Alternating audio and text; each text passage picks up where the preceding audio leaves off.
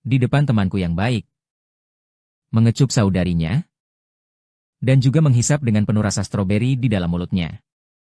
Teman baikku melihat hal itu. Dia maju dan bersiap bertarung keras denganku. Namun saudarinya menolak dia sekaligus. Dia memeluk wajahku dan akan melanjutkan. Karena hanya beberapa hari yang lalu, aku bertemu seorang gadis secara online. Hari berikutnya setelah bertemu, di bawah serangan kuatku, kami mengokohkan hubungan itu. Akhirnya dipersuasi oleh aku. Sejak kita mengonfirmasi hubungan di dunia nyata hari ini. Di bawah kata-kata manisku. Memukul dan merobek sepatu hak tinggi putih sutra. Kecuali wajah saja. Semua telah diverifikasi. Berdasarkan pengalaman bertahun-tahun membaca novelku. Menilai dari kaki kecil yang bersinar. Raut wajah saudara perempuan pasti lembut, manis, dan bersopan. Saat ini, saya sedang bersiap untuk berangkat. Namun belum keluar dari pintu sekolah. Tiba-tiba saya bertemu 3 teman sekamar yang kembali dari luar. Sejujurnya, apakah kamu akan bertemu secara langsung? Melihat saya pada pandangan pertama. Kemudian dia menyadari dan bertanya sambil bersandar pada bahu saya. Hal seperti ini, hubungan bersaudara di satu asrama cukup baik. Umumnya tidak ada yang disembunyikan. Jadi orang-orang di asrama tahu. Saya baru-baru ini memiliki pasangan cinta online. Saya tidak berhenti dan mengatur tempat pertemuan. Kemudian datang mengejar lagi. Apakah kamu bisa pergi sendirinya? Bagaimana kalau kita ikut bersamamu dan menegurmu? Mengharapkan angin juga baik. Oke. Di mana kamu bersantai? Kamu semua, di mana kau tinggal? Beberapa orang sedang berbincang. Berjalan menuju luar sekolah. Tiba-tiba memandang tidak jauh dan berseru.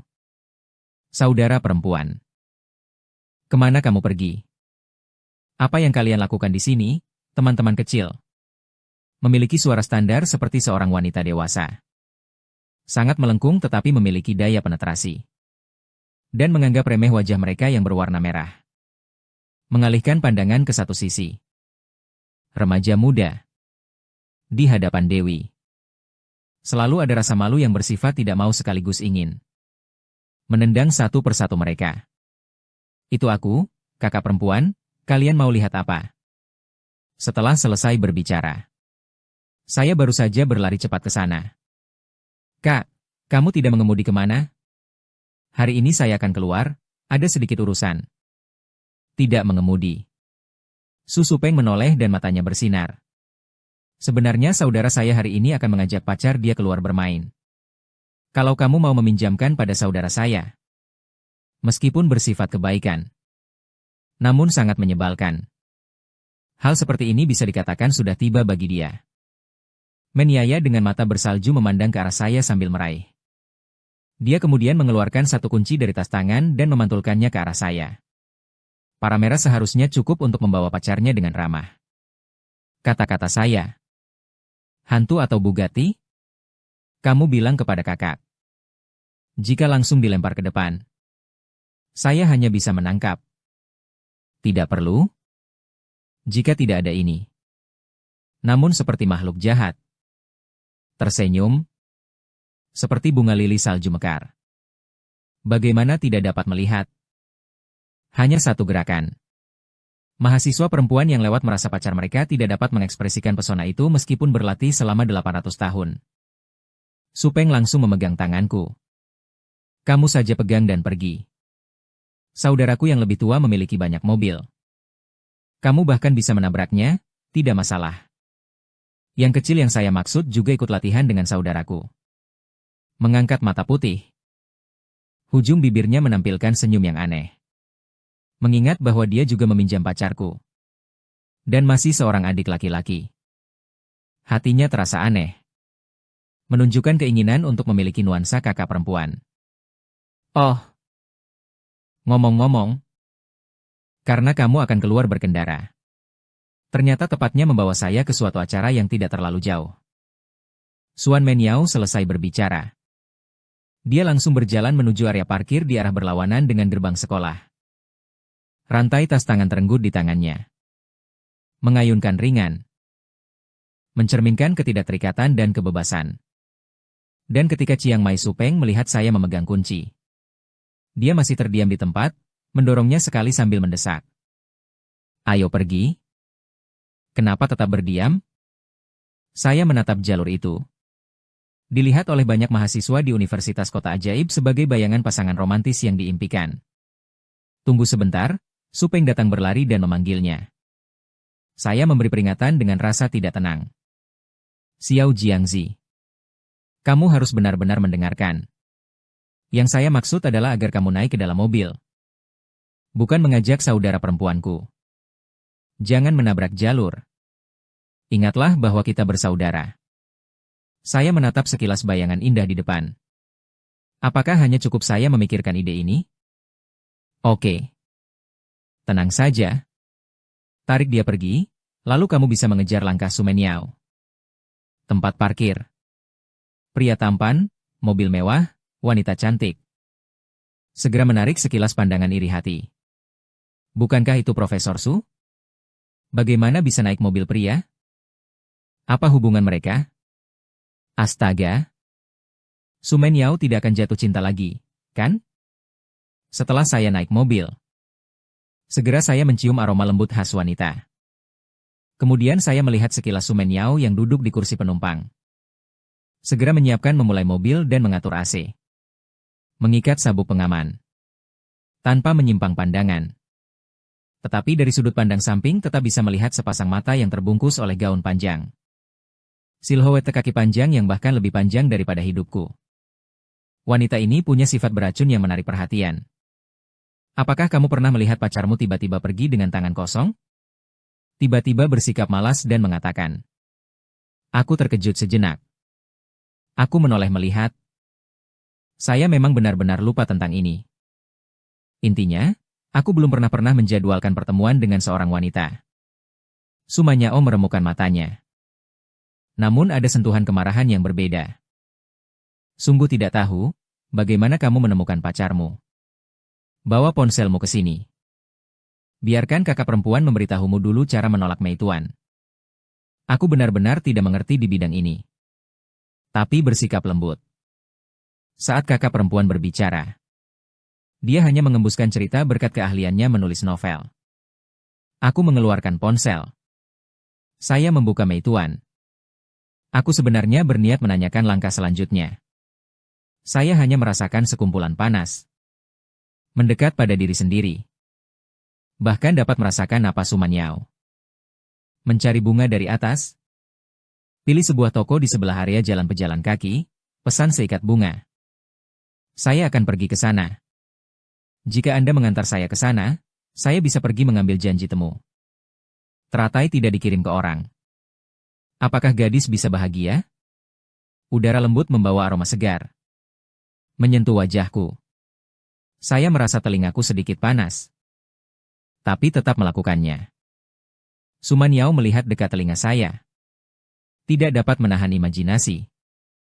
Kemudian dia langsung mengambil ponsel dari tanganku. Aku akan memilih mawar untukmu. Terlalu biasa. Selanjutnya jangan sembari kirim mawar merah kepadamu. Mudah jatuh ke selokan tanah seperti bunga matahari semacam itu. Jangan sentuh apapun yang kacau berantakan. Jangan pedulikan apapun tentang bahasa bunga. Berani mengirim yang tidak memiliki bahasa bunga.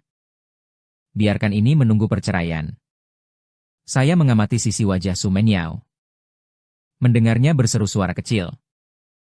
Di hati saya berpikir wanita ini mungkin memang dingin secara alami. Namun bukan berarti ia sengaja memutarbalikkan keangkuhan. Jika tidak, wajahnya juga tidak akan tampak dingin dan bibir merah kecil seolah-olah sudah menyalakan akselerator.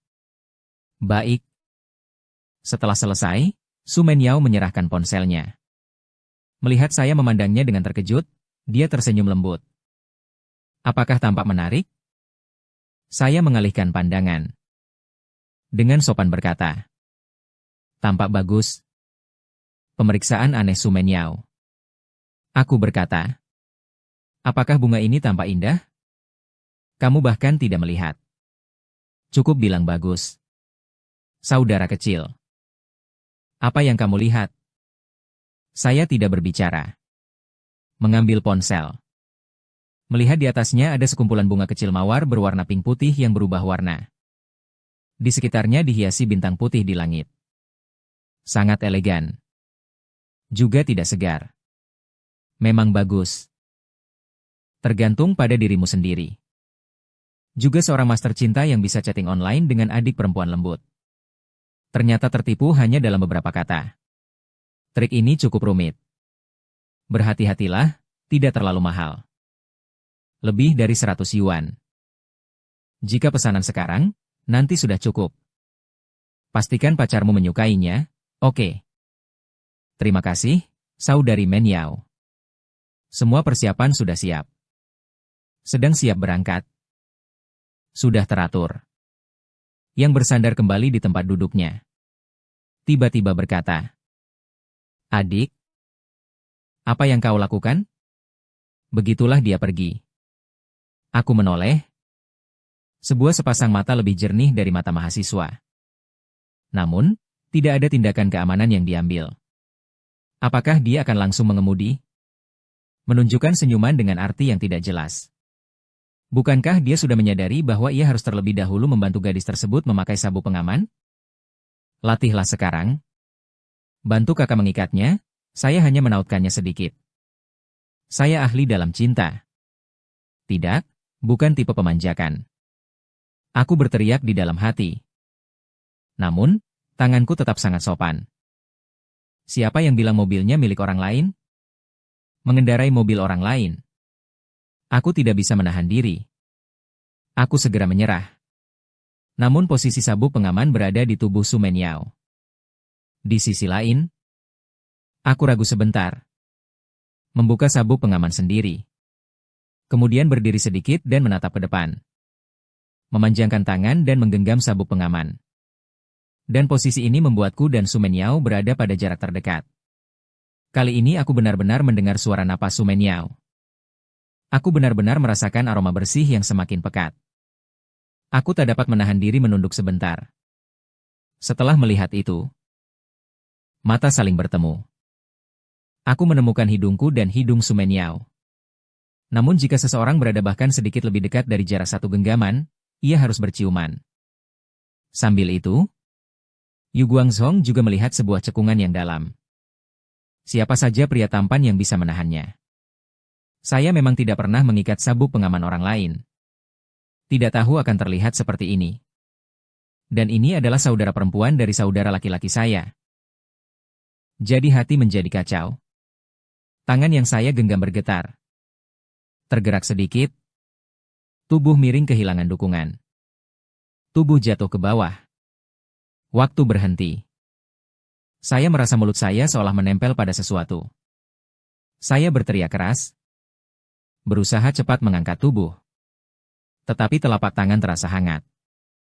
Menunduk melihat kulit kepala bergetar. Apa gunanya tangan yang baik memegang kaki orang lain? Secepatnya menarik tangan dari kaki itu.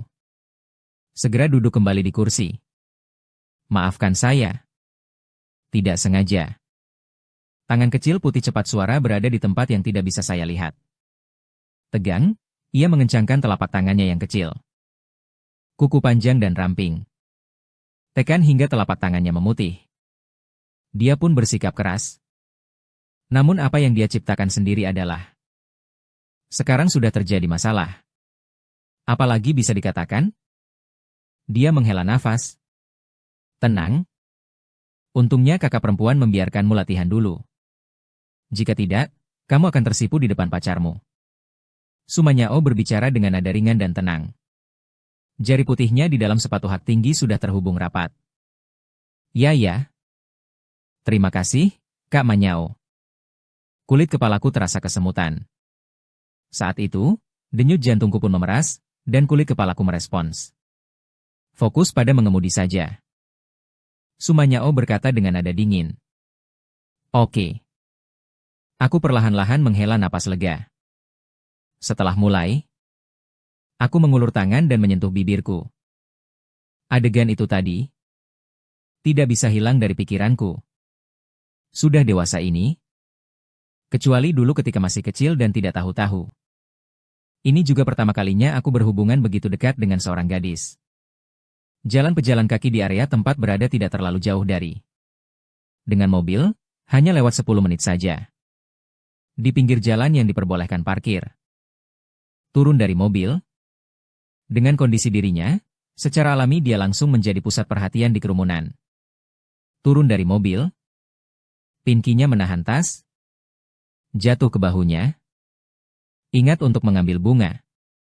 Sepertinya tidak terlalu jauh di dekatnya, jadi dia mengarahkan diri sendiri ke sana. Oh. Aku menjawab dengan setuju. Kemudian saya dulu pergi ke toko bunga untuk mengambil uangnya. Saat itu, saya dibawa oleh pelayan di kafe. Di dalam hati saya cemas. Dan dengan sedikit kegembiraan datang ke tempat duduk tanpa menunggu saya bicara. Pelayan seketika mengangkatnya tanpa ragu. Belum siap. Saya melihat seorang wanita cantik yang terbuat dari rokok sedang duduk di sofa. Saya terkejut. Lihat nomor tempat duduk. Benar. Kamu tidak datang untuk mencari pacarmu. Mengikutiku, apa saja? Mengerutkan alisnya. Dia tidak suka dirasa orang meneluskannya. Jika pihak lain mengikutinya atau memiliki niat jahat terhadapnya. Jadi ia tidak ingin melihat pria tersebut berdiri di depan dirinya sekecil 1 detik. Namun kenyataannya. Anak laki-laki kecil ini tidak hanya berdiri di depannya. Dan juga berjalan ke kursinya di depannya. Langsung duduk. Merasa marah di dalam hatinya. Wajahnya menjadi lebih dingin. Apa yang kamu lakukan? Memegang bunga lalu duduk. Di hadapannya. Kemudian meletakkan kunci mobil di atas meja dan mendorongnya ke depan Sumanyao. Saya dulu mengembalikan kunci mobil kepadamu. Tidak tahu apa maksud Jiang Cheng. Seorang model memandang Jiang Cheng dengan senyuman kecil. Jika Jiang Cheng tidak memberi seorang wanita sempurna. Kamu menanggapi Su Jiang Cheng dengan mengisap bibir sebentar. Bunga yang di tangan juga diletakkan di atas meja. Kemudian mendorongnya ke depan Sumanyao. Kamu juga memberi bunga yang dipilih sendiri kepada kamu. Pandangan Sumanyao perlahan berubah menjadi terkejut. Dia menyadari apa yang terjadi. Ekspresi di wajahnya juga berubah. Kamu meminjam senjata mobilku. Aku Jiang Cheng tidak mau mengakui. Tapi fakta memang begitu. Meminjam kamar. Dengan mobil kakak perempuan pergi bertemu pacar online. Hasilnya, pacarku secara online ternyata adalah gadis tua yang dingin teman sekelas. Dia sekarang agak pusing. Kebaikan hatinya sendiri. Kakak perempuan hilang. Meskipun itu lembut, apa yang dikatakan kakak perempuan itu sendiri? Semua pihak mendengarnya. Cukup menenangkan dengan melihat hitam. Bagaimana menjadi lembut? Kakak perempuan tiba-tiba berubah menjadi Sumanyao. Dari seketika menenangkannya saja. Mampu melihat hitam berubah menjadi keinginan melihat hitam. Sepertinya akan dipukul. Jiang Cheng meletakkan rekamannya dengan pacar online di atas meja. Su Menyao menatap sejenak, tenggorokan terasa gatal. Wajahnya yang dingin secara alami tidak menunjukkan ekspresi. Namun hatinya ingin mati. Berusaha menenangkan emosi. Matanya tetap menatap sambil memegang dada. Melihat Jiang Cheng. Mungkin sedang berusaha keras melawan. Tanpa disadari, pada momen itu aura gadis senior, Yu Jie, terbuka sepenuhnya. Baiklah. Ini alami. Bukankah kamu bilang bahwa kamu bukan mahasiswa Universitas Maduko? Su Menyao bertanya dengan nada guru yang hendak memanggil orang tua. Jiang Cheng mengangkat kepala. Dan menatap Su Menyao. Kamu juga mengatakan? Kamu hanya lebih tua 3 tahun dibanding saya. Jiang Cheng berusia 22 tahun sekarang. Lebih tua 3 tahun. Jadi umur saya 25 tahun. Namun usia sebenarnya Sumanyao adalah 28 tahun. Begitu Jiang Cheng mengucapkannya. Sumanyao langsung marah. Mengeluarkan tangan berkilat dan mengetuk meja. Kamu bilang umur saya besar. Jiang Cheng menggerakkan sedikit. Melihat lengan tipis Sumanyao melipat sedikit. Dia sepertinya melukai dirinya sendiri. Jiang Cheng hampir lupa mengatakan. Wanita begitu gatal. Mereka tidak bisa berbicara tentang usia. Yang saya maksud adalah kamu juga berkata nanti semua akan mendengarkan saya. Su Manyao bertanya. Kamu maksud apa? Masih ingin menunggangi kepala saya?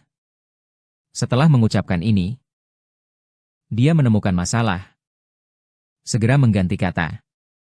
Yang saya maksud adalah kamu masih ingin menunggangi tubuh saya. Bukan maksudku. Apakah kamu masih ingin menipu aku? Apa maksudmu sebenarnya? Jiang Cheng ingin mati. Aku memang tidak bicara.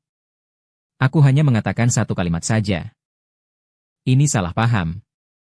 Atau aku pergi dulu. Jiang Cheng merasa tidak dapat menahan kelembutannya sendiri. Kakak tidak ada. Sedikit penyesalan. Wanita ini gila dan kuat. Dia hanya ingin cepat pergi. Jiang Cheng merasa hubungan asmara tidak ada gunanya. Tetapi tetap kembali untuk mengumpulkan uang. Tidak punya kemampuan lain. Namun sebelum melintasi waktu, bakatnya cukup banyak. Tetap dia baru berdiri. Dia mendengar Su Manyao memerintahkan untuk duduk. Sangat tegas. Nada bicara yang dominan. Dengan nada tak dapat diragukan. Mungkin karena masih belum terbiasa memahami sebagai seorang pelajar. Sebenarnya guru juga adalah wanita biasa, soal prinsip ini. Jadi reaksi alami langsung duduk lagi.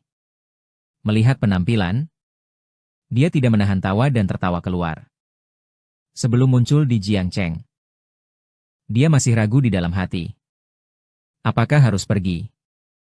Namun setelah mengetahui orang yang diundang adalah, meskipun akan hancur secara sosial, tapi dia justru merasa lega.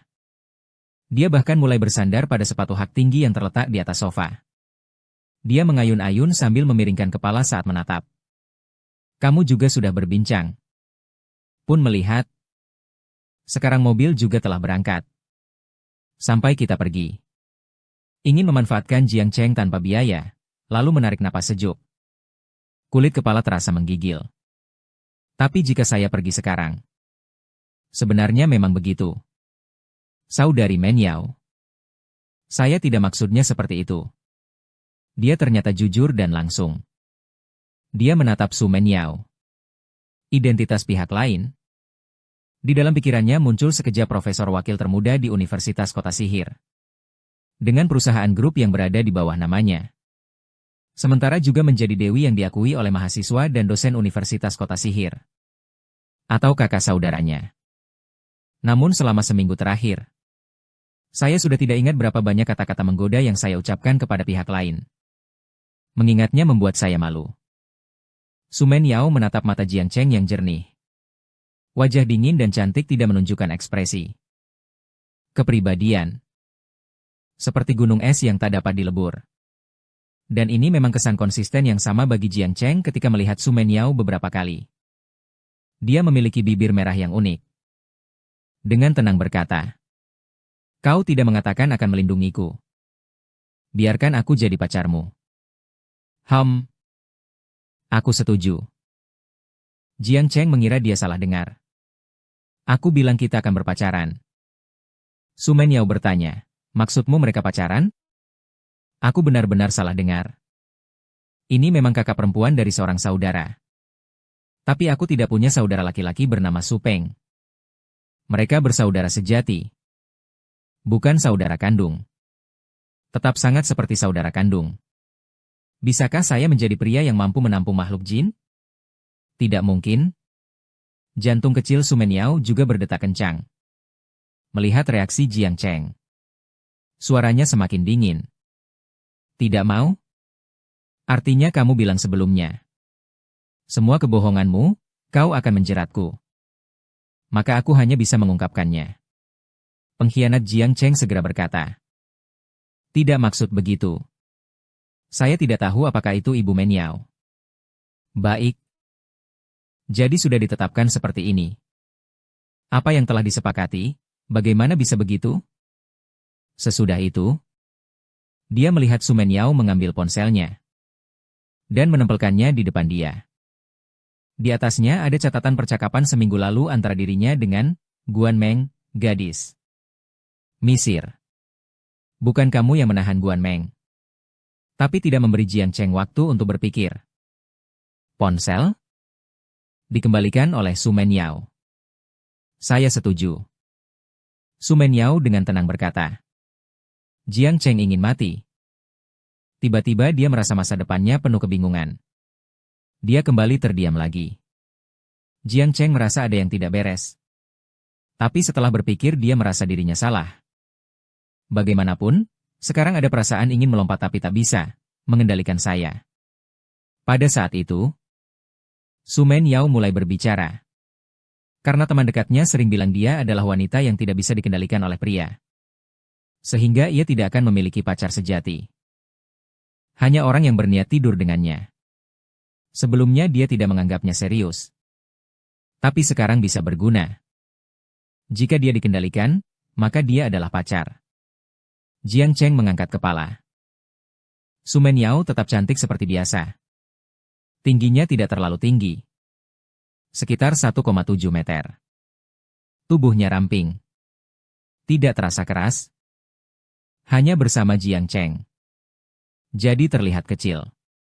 Pada saat itu, wanita kecil ini tampak seperti seorang ratu. Jiang Cheng menatapnya dengan tepat. Su Menyao mengulanginya sekali lagi. Pegang saya erat. Dia berbicara dengan nada dingin. Seperti guru yang mengajar siswa. Baiklah. Jiang Cheng berdiri. Mengulurkan tangan. Kemudian di bawah pandangan Su Menyao yang menatap. Menekan pipi Su Menyao. Sangat lembut. Ki. Permintaan ini agak berani. Su Menyao tidak berkata apa-apa. Bukankah demikian ia menepuk? Kemudian dia menyaksikan Jiang Cheng selesai mengetuk. Saya duduk kembali. Selama sekilas, seluruh Su Menyao tidak dapat menahan dan tertawa lagi. Tiba-tiba gunung es mencair. Lili salju mekar. Dengan senyum manis, dia berkata, apakah kamu mau begitu? Menjadi pacarmu akan membuatku sangat dirugikan. Jiang Cheng memeriksa Su Menyao dengan serius. Jika dikatakan cantik, ya, itu memang sangat cantik saja. Dan itu juga benar-benar baik. Jiang Cheng pernah melihat wanita terindah. Tidak lain adalah Su Menyao. Namun ini hanyalah saudara laki-laki dan kakak perempuan. Dan dia tampaknya sangat dominan. Tidak terlihat serius. Seolah lelucon.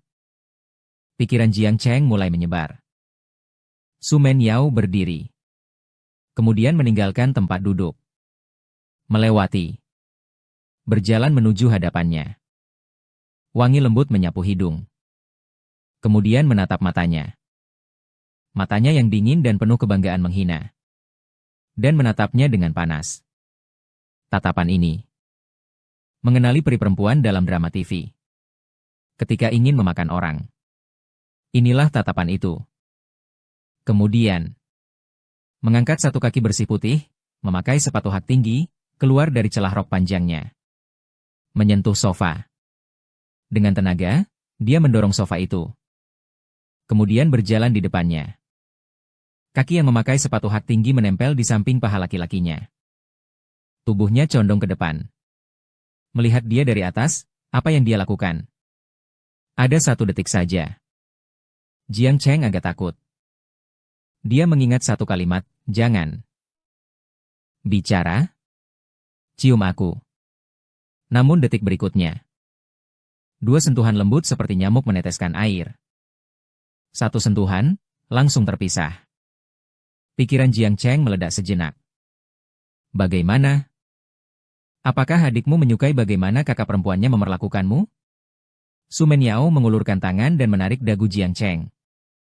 Wajahnya yang dingin sedikit berwarna merah. Namun ada suaranya terasa seperti semua itu hampir berada di genggamannya. Meski Jiang Cheng yang jahat, pikirannya masih berdengung.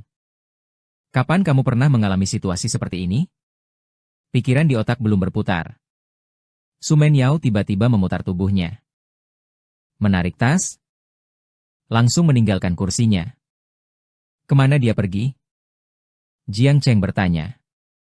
Su Menyao yang berjalan di depan. Tiba-tiba menghentikan langkah sepatu hak tinggi berderak. Membalikan pandangan dan tersenyum.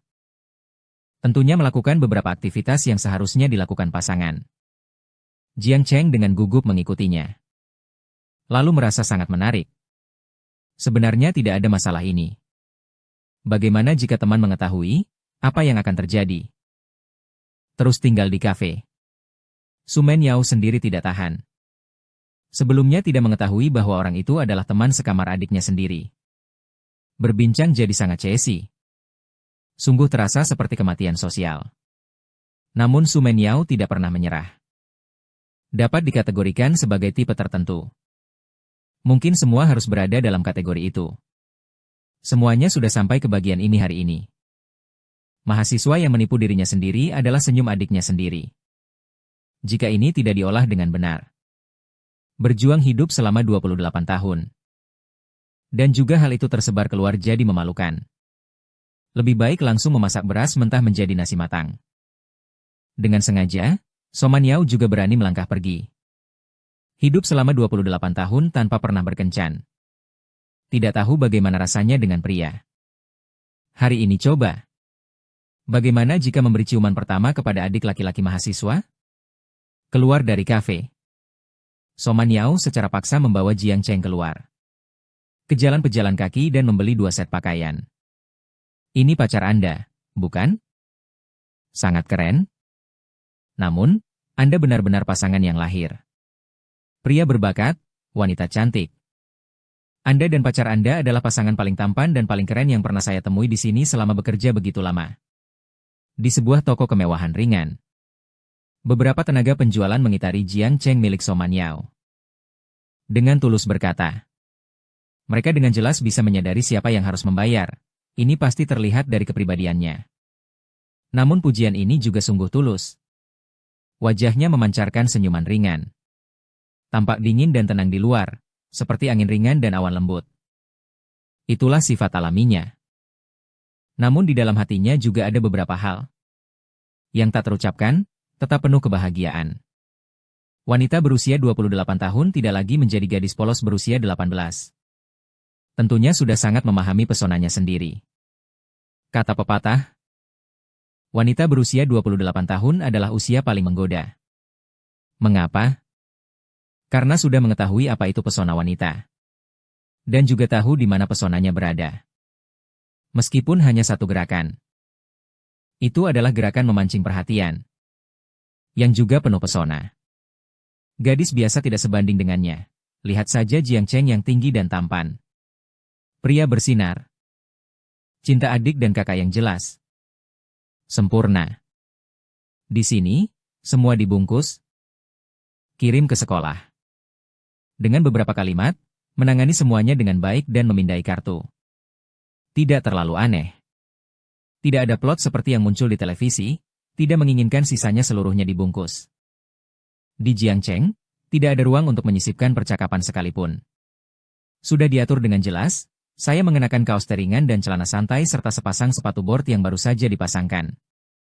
Selain tampan tetap tampan.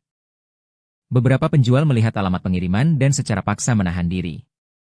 Kecantikan ini tidak seperti wanita cantik manusia. Pacar? Ternyata juga mahasiswa berbakat dari mengagumkan keluar dari toko ringan Lux. Juga merasa kesulitan. Apa yang harus dilakukan selanjutnya? Dia belum pernah berpacaran. Tidak tahu apa yang seharusnya dilakukan dalam hubungan pasangan. Namun dokter mengingatkan dia bahwa dia membutuhkan pacar. Sementara itu, dia juga memerlukan pacar untuk menangani masalah yang tidak perlu dalam kehidupan dan pekerjaan. Pada dasarnya apa yang harus dilakukan saat berkencan? Itu seharusnya diatur oleh anak laki-laki. Tetapi setelah menatap Jiang Cheng yang tampan itu, Su Menyao memutuskan untuk tidak melanjutkannya. Aku yang menentukan bagi adikku laki-laki. Jadi tidak akan menindasnya lagi. Kedua orang turun dari lantai atas.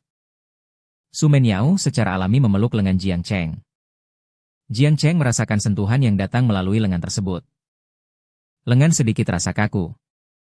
Di dalam hatinya, ia memikirkan. Mengetahui bahwa ini benar-benar bisa.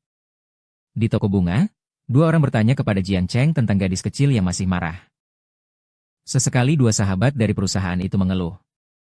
Mengapa kau mengatakan dia, kenapa sang ibu tidak kalah? Lihat, bukan anak laki-laki tadi? Sahabatnya tiba-tiba berteriak. Sang sahabat mengangkat kepala dan menatap. Melihat Jiang Cheng di sisinya. Memeluk tangan sangnya, Su Menyao yang anggun dan cantik tak terhingga. Gadis itu terdiam. Di saat ini, dia akhirnya melepaskan diri. Mengapa pria tadi menolak dia? Jika diberi kesempatan lagi, pilih. Dia pasti tidak berani. Tanya lagi mengenai bahaya. Su Menyao memeluk lengan Jiang Cheng. Setelah satu kali berjalan tanpa arah. Jangan bilang tidak tahu mengapa rasa canggung dan suara yang melingkari antara Jiang Cheng dan Su Menyao seakan hilang. Lihat, di sana ada bioskop pribadi. Lewatlah sebuah bioskop pribadi. Su Menyao menarik Jiang Cheng. Mengatakan, jika kamu tidak sibuk dengan hal lain, bagaimana kalau kita menonton film? Jiang Cheng setuju. Tapi di dalam hatinya ia berpikir, apakah saudara perempuan senior yang dingin sedang mengidap penyakit besar? Atau apakah ia benar-benar menonton film? Baik menonton serial TV atau membaca novel, pasangan tetap tidak dapat lepas dari menonton film. Jadi bagi yang masih pemula dalam cinta, pasangan menonton film terlalu biasa saja. Hanya karena dia belum pernah pergi ke bioskop pribadi. Dan tidak tahu apa itu bioskop pribadi. Namun bukan hanya tempat menonton film, ia juga merupakan tempat untuk memancing semangat. Jadi, saat dua orang memasuki bioskop pribadi, sang pemilik melihat wajah. Mereka langsung terkejut. Saya memiliki bioskop pribadi yang kecil. Bagaimana bisa membuat seorang wanita cantik dengan peran seperti itu datang ke tempat kecil ini? Pemilik tak bisa menahan diri menelan air liur. Kepribadian yang terpancar dari bukanlah wanita biasa. Dapat menangani kamu. Kepribadian ini bahkan sulit untuk ditiru. Baik yang disebut wanita kaya, atau wanita muda cantik, atau gadis remaja muda. Semua harus mundur di depan wanita ini. Bagaimana wanita seperti ini bisa mengikuti seorang pria ke tempat semacam ini dan membuat suasana menjadi panas? Selain itu, lihat Jiang Cheng. Anak muda itu tampan dan berseri, tapi tidak seperti Huang Mao. Bos, apakah Anda tidak punya tempat di sini? Melihat bos tampak bingung, Sumanya mengajukan pertanyaan, dengan tatapan tanpa ekspresi. Masih tetap dingin, suka berenang. Bos segera mengatur. Tak lama kemudian, bos menyiapkan rute untuk membawa kedua orang itu. Mereka menerima sebuah kamar. Di pintu, Sumanya dan ruang tidur masuk. Kamar itu dipenuhi sofa berjemur dua orang. Bantalan punggung. Dapat diatur sudut dan posisi berbaring sesuai keinginan. Seluruh kamar memiliki nuansa warna pink. Adalah ruang rahasia yang tidak akan dihindari sebagian besar perempuan. Kino pribadi Jiang Cheng mengikuti bos melewati koridor sepanjang jalan.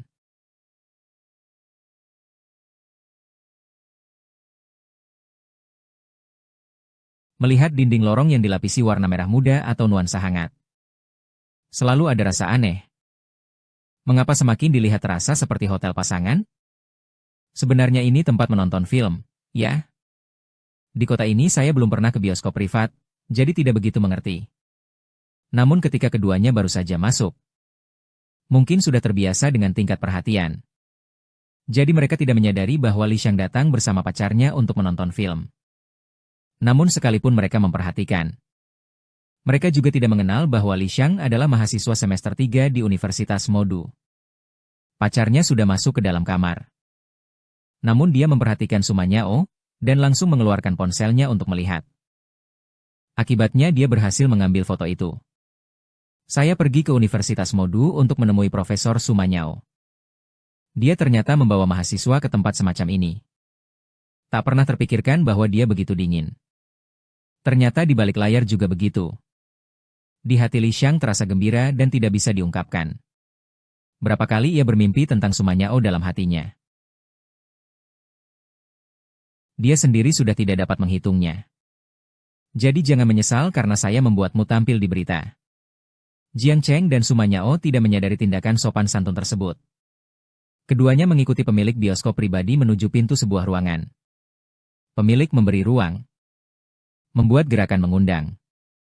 Mengatakan, Anda lihat, apakah kamar ini cocok? Dia sebenarnya sangat ingin melihat wajah Sumanyao. Seorang wanita seperti itu mungkin tidak pernah bertemu dengan bintang-bintang gemerlap di layar semata-mata. Saat ini, Sumanyao memberi kesan yang membuatnya enggan melihat. Jadi dia memanfaatkan kesempatan ini. Matanya menatap wajah Sumanyao. Tetapi hanya sekali menatap aura dinginnya, yang membuat matanya tak sengaja melenceng. Sumanyao dan Jiang Cheng melihat ruangan yang diatur dengan hangat. Di tengah ada sofa 2 tempat tidur. Sebenarnya itu bukan sekadar kill. Menurunkan sedikit sandaran punggungnya. Menyebutnya sebagai tempat tidur pun tak terlalu berlebihan. Jiang Cheng langsung terdiam. Di dalam hatinya hanya ada satu pikiran. Si kakak tinggi dan dingin ini sebenarnya mau main apa? Apakah dia sedang menguji saya? Pegawai senior mana yang dapat bertahan menghadapi ujian semacam ini? Sumen Yao melihat pemandangan di ruang depan matanya. Sungguh ingin mati. Mati di tempat. Menonton film ini dia yang mengusulkan. Toko ini juga dipilih olehnya. Ruang ini juga ditentukan olehnya. Asalkan ada bagian apapun yang dilakukan oleh Jiang Cheng, dia dapat memindahkan beban kepada Jiang Cheng. Kemudian berpura-pura menyerang adik ini. Menanyakan mengapa pikirannya begitu kotor. Memberi pelajaran dengan keras. Tapi sekarang apa yang harus dilakukan? Memaksa bebek naik rak. Suasana sudah pecah sampai sini. Jika sekarang menyerah, itu tidak akan terasa memalukan. Su Mengyao bersikap ramah. Menampilkan sikap yang seolah tak peduli. Baiklah, gunakan kamar ini saja. Kamu bisa keluar. Dia tanpa menoleh kembali berkata kepada bos. Kemudian dia melempar tas di tangannya ke sofa. Dia menoleh dan memandang Jiang Cheng. Bos sangat pandai. Dia langsung mematikan lampu utama kamar. Kemudian dia menutup pintu kamar. Di bawah cahaya hangat, Sumanyao duduk di sofa. Untuk menunjukkan bahwa hatinya tidak terguncang, dia melepas sepatu hak tinggi di kakinya. Dia menarik kedua kakinya yang putih dan lembut ke atas. Dengan tubuh miring ia berbaring di sandaran sofa. Ia datang terlambat dengan wajah bingung. Awalnya dimaksudkan untuk menunjukkan ketenangan diri sendiri. Namun ketika mengucapkannya, rasanya tidak benar. Untunglah cahaya menutupi kemerahan wajah wanita cantik berusia 28 tahun ini. Jiang Cheng melihat wanita yang terbaring di sofa dengan kurva indah. Pikiran mengeluarkan sebuah kalimat tanpa diduga. Pertama nikahi raja. Kemudian ambil ajaran. Kakak mayor yang dingin pun berani. Bagaimana aku bisa takut? Jiang Cheng berjalan melewati. Menjelajah ke sofa untuk duduk. Ia juga melepas sepatunya. Dan berbaring di atasnya. Pada detik itu, Sumanya ingin menaruh bibirnya di wajah Jiang Cheng. Jika Jiang Cheng menunjukkan sedikit ketakutan, dia pun dapat menunduk. Namun penampilan Jiang Cheng yang menyerupai pisau emas kuda besar membuatnya sangat kesulitan. Keduanya terbaring di sofa saling menatap. Menghirup aroma ringan yang melayang di sekitarnya. Jika kamu mau, ayo datang. Sumanyao menahan tangan yang hendak melindungi. Setelah semua ini memang sudah diatur sendiri, kan? Tapi hanya terbaring begitu saja juga bukan solusi. Dia mengambil yang berada di samping. Tanpa pikir panjang dia memilih sebuah film secara acak. Tentu saja ia tidak melakukannya untuk menonton film. Cuma berharap ada suara di dalam ruangan sebagai penutup. Dia tidak tahu apa yang harus dilakukan selanjutnya, membuatnya canggung. Tapi dia mengklik begitu saja. Dia tidak menyadari film yang diklik bernama, filmnya mulai diputar. Keduanya sama-sama tidak benar-benar tertarik pada minuman. Tapi pandangan mereka tetap terfokus pada layar. Memikirkan apa yang ingin dimainkan oleh kakak perempuannya. Sumanyao berpikir apakah adiknya akan menganggapnya bodoh. Tapi semakin lama film diputar, semakin aneh itu. Sumanyao merasa hatinya jatuh ke lembah terdalam, memohon bantuan. Sebenarnya saya hanya mengklik saja. Su Mengyao diam-diam menatap matanya. Jiang Cheng yang serius menatap layar. Aku capek. Ingin istirahat sebentar. Setelah film selesai diputar, kamu memanggilku Sumanyao. Setelah berkata, tidak menunggu Jiang Cheng menjawab. Dia kemudian menutup matanya di tempat yang dipilihnya. Film yang dia pilih sendiri. Saudaraku yang kecil menonton konten seperti ini. Namun dia berpura-pura tidur tapi tidak berhasil merilekskan dirinya. Metodenya terlihat salah. Membawaku ke tempat seperti ini. Menunjukkanku film seperti ini. Hasilnya, dia mati di saluran yang tidak aktif. Kamu tidur sendiri. Berikan aku kesempatan untuk menonton. Hei. Aku Jiang Cheng tidak bodoh lagi. Aku yang bodoh merasa lelah. Aku juga beristirahat sebentar. Jiang Cheng memiliki semua macam cara. Kemudian ia memalingkan tubuhnya. Keduanya menutup mata. Ruang menjadi tenang. Hanya suara film yang tersisa. Namun ketika dialog film datang. Apakah kamu bisa menunggang kuda? Aku tumbuh di padang rumput sejak kecil. Sejak masih kecil aku sudah bisa menunggang kuda. Kemudian suara bergerak yang memancarkan pencarian manusia paling mendalam terdengar. Dua orang yang menutup mata dan sudah tidur. Di bawah penampilan tenang. Hati mereka berdebar kencang. Sumen menggerakkan dengan lembut rok di perutnya. Kaki-kakinya berseri. Tidak tenang sedang bertarung. Sedangkan Jiang Cheng menimbang sebuah pertanyaan yang cukup serius. Ujian kakak perempuan. Apa sebenarnya jawaban yang benar? Apakah lebih baik menjadi binatang atau tidak? Akhirnya, Jiang Cheng memikirkan sebuah kunci inti. Tidak peduli apakah menjadi binatang atau tidak. Bukanlah itu yang penting. Penting adalah agar kakak perempuan tidak melaporkan ke polisi. Sebenarnya Su Mengyao juga merasa sedikit takut di dalam hati. Dalam situasi ini, anak laki-laki dewasa yang penuh semangat tersebut pasti tidak akan kehilangan kendali sejenak. Menghadapi tantangan. Namun setelah sekian lama, suara dinamis itu mereda. Dan juga tidak terdengar suara di sekitarnya. Sui Mengyao perlahan membuka mata melalui celah kecil. Dia melihat lampu yang hangat namun redup. Di bawah hidung tingginya, wajah yang indah. Bulu mata panjang bergetar. Dia juga sedang menirukan itu. Tepi sudut mulut Sui Mengyao. Tanpa sadar memunculkan senyuman ringan yang bisa membuat orang terobsesi. Sebuah film.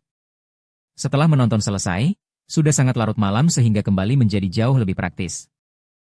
Jiang Cheng mengemudi mobil untuk mengantar Su Mengyao kembali ke sekolah. Su Mengyao turun dari mobil di sekolah lebih awal. Dia berjalan cepat. Jiang Cheng mengemudi mobil menuju tempat parkir.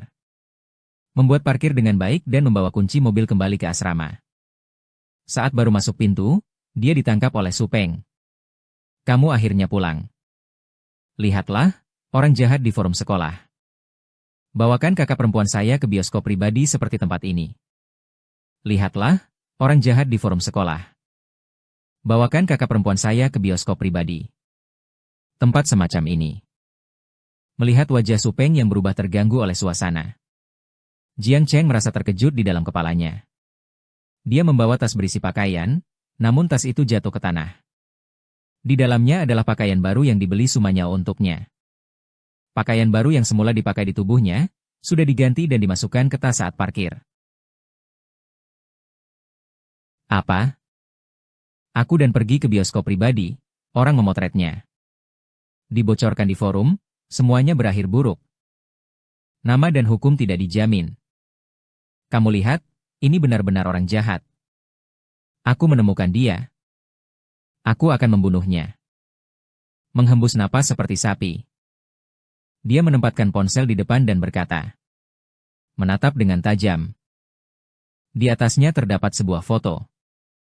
Bisa melihat sisi wajah. Fitur wajah yang begitu sempurna. Walaupun tidak terlihat secara keseluruhan. Tetapi sangat mudah dikenali. Selain itu di foto. Rok yang dipakai wanita itu adalah setelan ringan, ramping, berbuka sisi panjang yang sama yang dikenakan oleh hari ini. Di samping, ada siluet seorang pria mengenakan kaos putih teh. Memegang lengan pria itu. Namun wajah pria tersebut tepat tertutupi oleh Sumanyao. Jadi, di foto tersebut tidak dapat dilihat bahwa orang itu adalah saya. Dan pakaian di foto tersebut baru dibeli hari ini. Saat ini sudah dipindahkan dan diletakkan ke dalam tas. Jiang Cheng menghela napas lega. Pandangannya kembali menatap Su Peng. Sudah terasa tenang. Kamu berteriak-teriak sambil memandang tajam. Aku hampir terkejut sampai mati.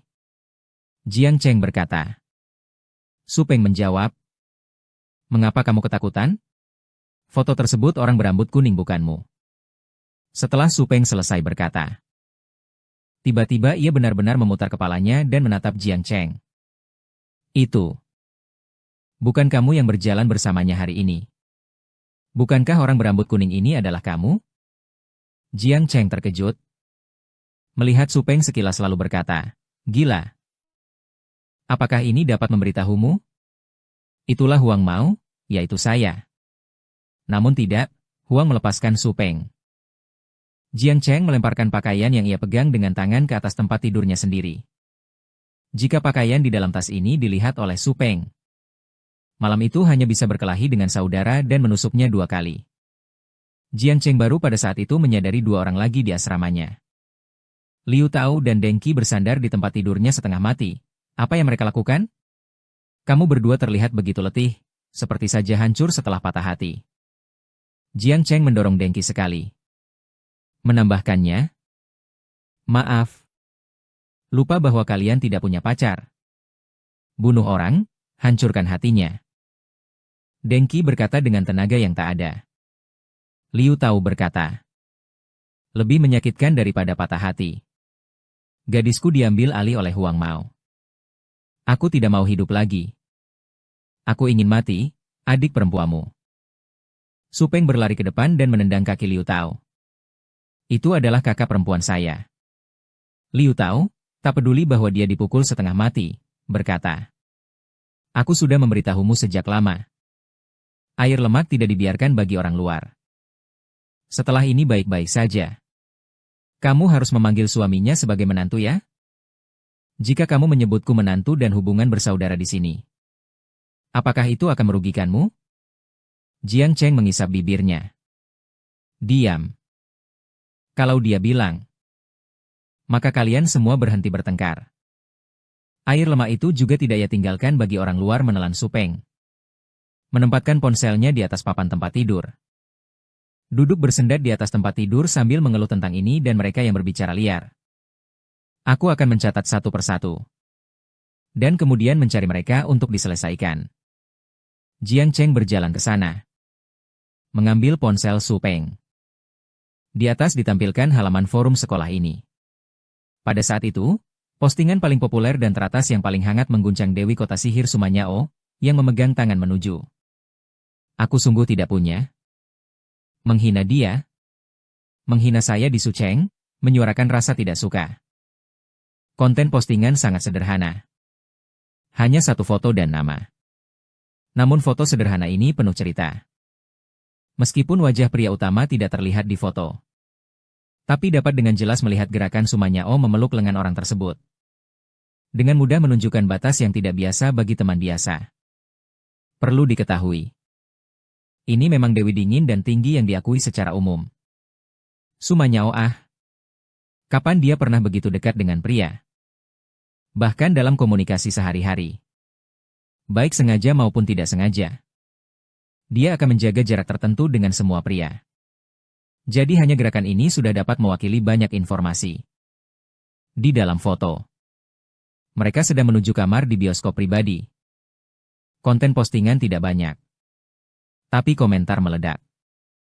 Gadisku. Apakah dia akhirnya juga akan menjadi wanita orang lain? Tidak mengherankan kalau Dewi itu mencintai saya. Setidaknya dia juga berusia 28 tahun. Aku hanya merasa cemburu terhadap orang itu, bukan aku. Kalian begitu bersemangat. Apakah kalian belum memikirkan bahwa pria utama di foto itu mungkin adalah adik laki-laki dia yang tinggal di atas? Aku akan menjawabmu, aku baru saja melihat akun adiknya, Su Peng. Juga dalam komentar, ingin membunuh Huang Mao. Hari ini aku melihat seorang pria mengemudikan mobil Su Menyao. Bukan apakah kamu bisa menjelaskannya dengan jelas? Apakah kau melihat seseorang mengemudikan mobil Sumenyao? Ataukah kamu melihat memandu mobil Sumenyao? Dengan pemahaman instan ini, saya bisa dengan yakin memberitahu semua orang. Tokoh utama sebenarnya adalah teman sekamar adik Sumenyao. Aku melihat dengan mata telanjang. Saudara-saudara, aku hancur. Sampai hancur total. Aku masih berpikir Dewi Dingin begitu berbeda.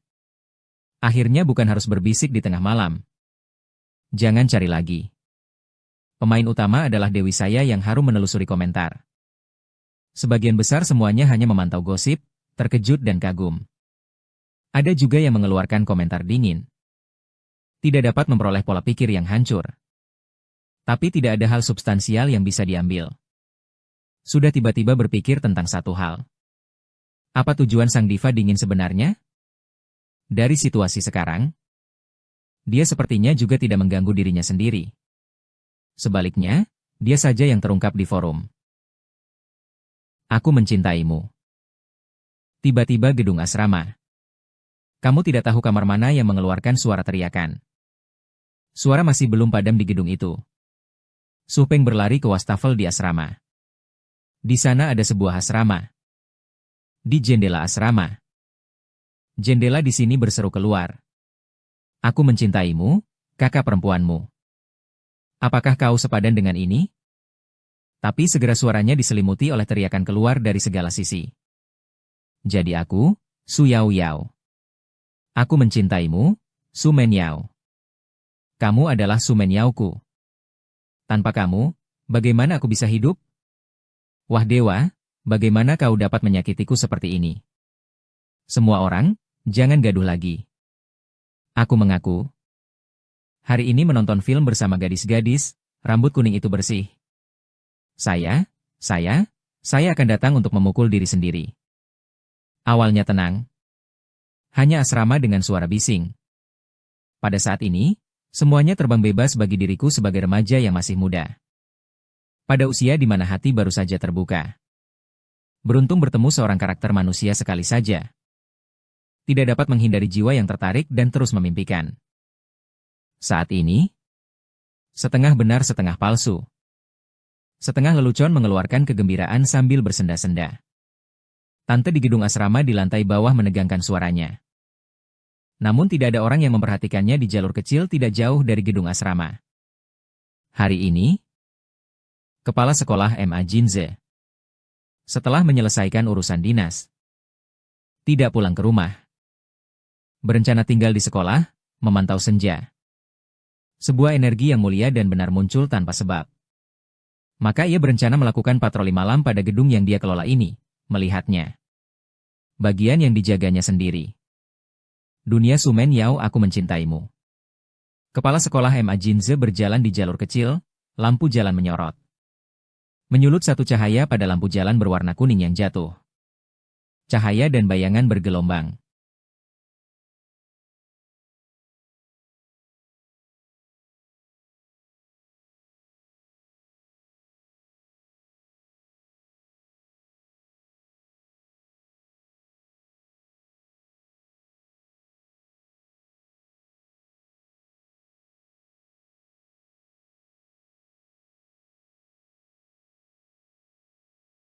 Masalah apa? Kepala Sekolah MA Jinze bertanya. Direktur Departemen Akademik menugaskan tugas penting kepada saya. Kepala Sekolah MA. Tenang saja. Saya akan segera menyelesaikannya. Bawanya keluar. Ini memang salahmu. Itu memang kesalahanmu. Mengapa mengeluarkannya? Inilah sifat remaja. Bukti bahwa sekolah kami cukup terbuka. MA Jinze tentu mengenali Sumanyao. Sujia. Namun pendukung utama Universitas Modu. Selain itu dengan postur Sumanyao. Keindahan dan kepribadiannya. Para siswa mengucapkan beberapa kata. Tidak biasa untuk menunjukkan kebersamaan, bukan? Jika saya 2 tahun lebih muda, saya juga akan berseru. Namun ide ini baru saja muncul. Tidak terlalu jauh. Gedung asrama jatuh ke dalam kegilaan dalam hitungan detik. Suara-suara saling berdendang. Berteriak-teriakan. Ma Jin terkejut. Wajahnya berubah warna seketika. Dia berpikir tentang kata-katanya tadi. Apakah dia terlalu cepat berbicara? Jika diberi kesempatan lagi, dia ingin mengulanginya. Tangkap anak sialan itu untukku. Berikan pendidikan yang baik kepada departemen akademik. Bendahara juga terdiam di tempatnya, melihat punggung kepala-kepala sekolah. Sementara itu tidak bisa berkata-kata. Hukum tidak menuntut semua orang. Masalah seorang siswa adalah masalah siswa. Masalah sekelompok siswa bukanlah masalah siswa, melainkan menjadi masalahnya. Kepala sekolah menoleh kembali, mengernyit dan bertanya padanya. Situasi ini agak tidak biasa. Apakah terjadi sesuatu? Kepala sekolah universitas yang berada di peringkat teratas nasional tentunya bukan orang lemah. Melalui permukaan masalah, logika inti dapat segera dipahami. Direktur pengajaran dengan suara tegas berkata, hari ini dan pacarnya pergi menonton film. Mereka difoto oleh seseorang. Diunggah di. Sudah memiliki pacar. Kepala sekolah tampak terkejut. Buka forum itu dan tunjukkan padaku. Direktur pengajaran melihat kepala sekolah dengan ekspresi penasaran. Ekspresinya sedikit tak terucap. Kamu dibandingkan dengan pengunjung forum yang hanya menonton drama, tidak jauh lebih baik. Tetapi ia tidak berani mengatakannya banyak. Seketika memegang ponselnya. Kepala sekolah dengan hasrat gosip. Kegigihan menggunakan ponsel untuk main scroll. Tidak pernah disorot 2 kali. Wajahnya berubah. Cepat, bangunan ini miring. Segera hubungi pihak manajemen untuk menghapus postingan. Beberapa hari terakhir.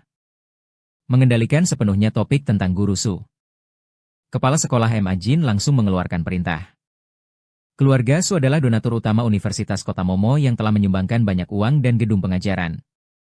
Setiap tahun juga mendukung banyak mahasiswa miskin di Universitas Kota Momo melalui dana amal. Apapun tujuannya, ini semua adalah perbuatan yang luar biasa kebaikannya. Dengan situasi seperti ini, jika masih membiarkan putri keluarga Su merasa dirugikan di Universitas Kota Momo, maka ia memang patut dihukum. Hati nurani bahkan tidak bisa melupakan. Kepala Departemen Akademik segera menginformasikan. Segera mengambil ponsel dan mulai menghubungi orang tersebut. Postingan belum dihapus sebelumnya. Itu karena di forum Universitas Kota Momo. Selama topik tidak menyentuh garis hijau. Walaupun memaki kepala sekolah dianggap kejam. Dan tidak akan dihapus. Atau mengalami perlakuan yang tidak adil. So, jika kepala sekolah saat ini tidak mengeluarkan perintah mengenai postingan tentang Sumanyao, tidak melebihi batas topik yang dilarang di forum, villa setengah bukit di wilayah kota kegelapan ini kini bersinar terang. Keluarga makin makmur. Namun dari pakaian orang yang lewat di halaman dapat dilihat.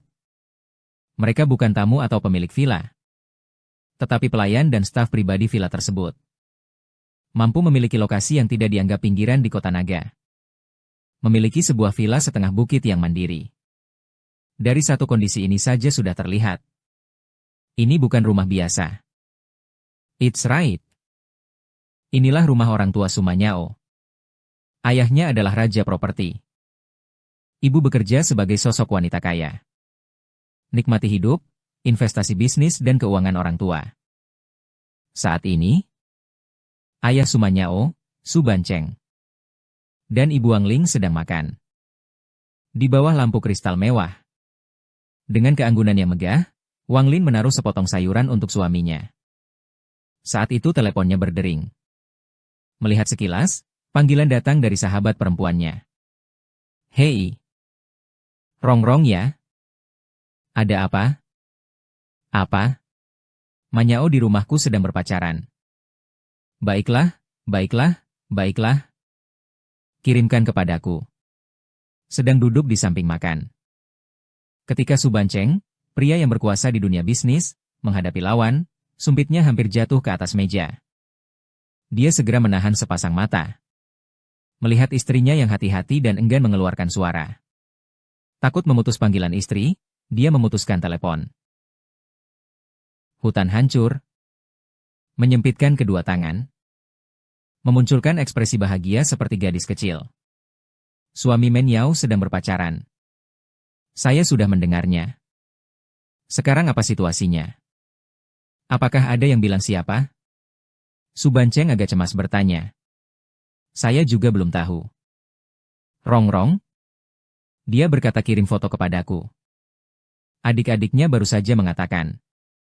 Foto tersebut dikirimkan berasal dari screenshot forum, berisi saat pandangan mereka tertuju pada gambar itu. Komentar-komentarnya langsung diabaikan oleh mereka. Pertama, mereka melihat foto yang difoto diam-diam itu. Foto tersebut memang memuat gadis mereka, Su Men Yao. Tetapi wajah pria tidak terlihat. Kemudian kedua orang itu mulai memeriksa komentar. Karena dia pada akhirnya adalah figur di dunia bisnis. Berbagai opini publik. Peran dan topik media mengarahkan. Mereka juga sudah banyak melihat. Jadi mereka tidak peduli. Bicara baik maupun buruk. Selain itu, mereka percaya bahwa Universitas Maudu pasti akan memberikan penanganan yang dapat dijelaskan. Tapi di sana dari awal sampai akhir tidak ada informasi pasti tentang tokoh utama pria. Keduanya hanya bisa menatap kembali pada foto. Aku memperhatikan tubuh ini yang memakai pakaian seperti mahasiswa. Su Bancheng menatap foto. Mengernyitkan dahi tidak yakin berkata. Wang Ling menggeram bibir. Menatap foto itu menjadi senyap. Karena dari foto saja. Sungguh tampak seperti mahasiswa. Usia mahasiswa hanya sekitar 18 hingga awal 20 tahun. Anak perempuannya sendiri Su Men Yao. Tapi sudah berusia 28 tahun. Setelah beberapa saat, Wang Ling yang kurang berani berkata, jika sudah memulai hubungan percintaan, akhirnya tetap baik. Putri saya cantik, bahkan tidak dianggap merugikan para pemuda. Su Bancheng terdiam menatap foto itu tanpa bicara. Apa yang bisa dia katakan? Tentu saja tidak bisa mengatakan bahwa putriku seperti sapi tua yang memakan rumput muda. Bagaimana kalau kamu telepon dan tanya saja? Santai saja. Dia menanyakan apa situasinya. Dengar dulu siapa pria tersebut. Wang Lin berkata. Maka sebaiknya berhenti saja. Berawal dari sini muncul ujung kecil yang tajam. Jangan menakutkannya saja. Su Bancheng berpikir bahwa itu memang benar. Namun tetap melengkapi. Kapan kamu memanggilnya kembali untuk makan? Coba cari kabar singkatnya. Baik. Malam ini terasa sensitif. Besok saya menelepon. Setelah sekilas keributan, kamar kos hampir waktunya mematikan lampu. Gedung asrama juga perlahan tenang. Bukan tempat yang buruk. Ideologi pemikiran kepala sekolah. Pendidikan memang sudah tepat. Tidak sampai menjadi terlalu absurd. Di kamar asrama Jiang Cheng. Masih menabrak papan tempat tidur. Dia mengambil telepon dan menelepon kakak perempuannya. Mungkin dia merasa suaranya tidak cukup lantang. Tidak cukup menunjukkan temperamen berapi-apinya saat ini. Jadi dia memilih mode speakerphone. Dia juga mengarahkan ponselnya ke atas. Suara berteriak, saudari. Cukup beritahu saya dengan jujur. Apakah kamu sedang jatuh cinta? 3 orang lainnya di asrama. Termasuk Jiang Cheng, pandangan mereka semua menyelinap tajam. Mereka mendengar suara wanita dewasa berkarakter kuat dari Sumanyao yang memancar kehadirannya lewat telepon. Aku sedang berpacaran. Ada pendapatmu? Aku tidak punya keberatan. Jika kamu berhubungan, lanjutkan saja. Bagaimana bisa menemukan orang rambut kuning yang membawa kamu ke tempat seperti itu? Aku yang membawanya pergi. Apakah kamu puas? Deng Qi dan Liu Tao mendengar. Mereka memukul dada dengan keras, terasa sakit. Suara, du-du-du, telepon di ujung sudah terputus. Membuatku marah. Saya akan pergi ke bawah gedung asrama dia besok untuk menghalanginya. Su Peng memegang ponsel yang terputus dan menampar dada sambil berteriak. Jiang Cheng kembali ke tempat tidurnya, mengerutkan bibir. Mengapa tiba-tiba muncul rasa seperti menikmati hasil tangkapan nelayan? Dia mengambil ponselnya. Membuka avatar pacarnya yang lembut, Sister Gentle. Namun sekarang avatar ibu lembut sudah diganti. Avatar kartun berubah menjadi gambar berwarna hitam putih. Satu jari tipis dan panjang. Ciri-ciri perempuan jelas. Foto tangannya, nama gadis manja juga diubah menjadi satu huruf, lambat. Bagaimana saudara perempuan yang sedih dan lembut bisa jadi cewek dingin? Jiang Cheng mengirim pesan ke sana. Saya akan menyerahkan kunci mobilmu besok. Setelah mengirim pesan, Jiang Cheng ingin tenang sejenak. Menyusun kembali pikirannya. Tapi balasan dari sana datang dalam 1 detik. Baik. Kirim sampai di depan asrama saya besok pagi. Bawalah sarapan yang sudah dibungkus untukku sekaligus. Jiang Cheng terkejut saat melihat pesan ini. Jika tidak ada masalah mengirimnya ke depan asrama. Mengemas sarapan begitu saja, maksudnya apa? Apakah info di forum sekolah masih belum cukup? Cewek dingin itu benar-benar tidak peduli dengan waktu singkat ini. Suma Nyao mengirim pesan kedua lagi. Apa maksudnya? Kamu ternyata ragu, tulang selangkangnya pun menjadi kebiruan. Kakimu juga disentuh tangan. Juga ditarik. Film pun ditonton. Saat mengangkat celana, dia tidak mengenali orang. Jiang Cheng melihat 2 pesan ini. Hati berdegup sejenak di Jiang Cheng. Itulah karena aku tidak memperhatikan kakinya. Sungguh itu adalah kejadian yang tidak disengaja, meskipun tangan sudah jelas ditarik. Film itu juga sungguh tidak berani ditonton. Namun begitu, tapi kenyataannya tampak tidak dapat dibela. Jiang Cheng merasa dirinya ditekan. Dia dengan jujur menjawab satu kata. Baik. Suma Nyao, apa arti dari baik? Tergantung pada rasa malu, baik? Jiang Cheng merasa muka hilang. Papan permainan ini tidak akan dikembalikan. Setelah melempar ponsel, tidur tidak memakan waktu 2 menit. Jiang Cheng kembali mengambil ponselnya untuk mencari situs pencarian. Menemukan bahwa mesin pencari di dunia ini sangat buruk.